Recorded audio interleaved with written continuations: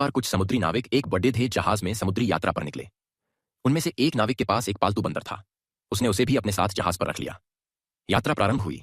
जहाज कुछ दिन की यात्रा के बाद समुद्र के बीचों बीच पहुंच गया। गंतव्य तक पहुंचने के लिए नाविकों को अभी भी कई दिनों की यात्रा करनी थी।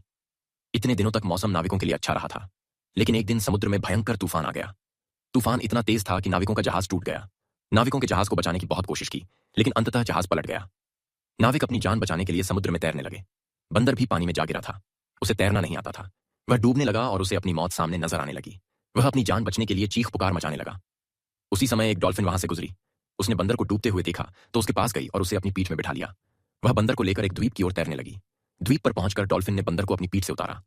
बंदर की जान में जान आई। डॉल्फिन ने बंदर से पूछा, क्या तुम इस स्थान को जानते हो?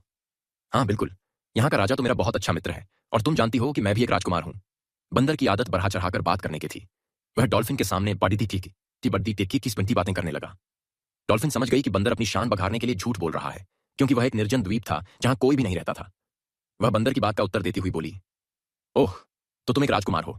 बहुत अच्छी बात है, लेकिन क्या तुम्हें पता है कि बहुत जल्द तुम इस द्वीप के राजा बनने वाले हो? राजा और मैं? कैसे? बंदर ने आश्चर्य से पूछा। वो इसलिए कि तुम द्वीप पर इकलौते प्राणी हो, इसलिए बड़े आराम से यहाँ के राजा बन सकते हो। मैं जा रही हूँ, अब तुम अपना राजपाट संभालो। इतना कहकर डॉल्फिन तैरकर वहां से दूर जाने लगी।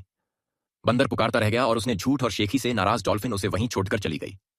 सीख: व्यर्थ की शेखी बघारना मुसीबत को बुलावा देना है।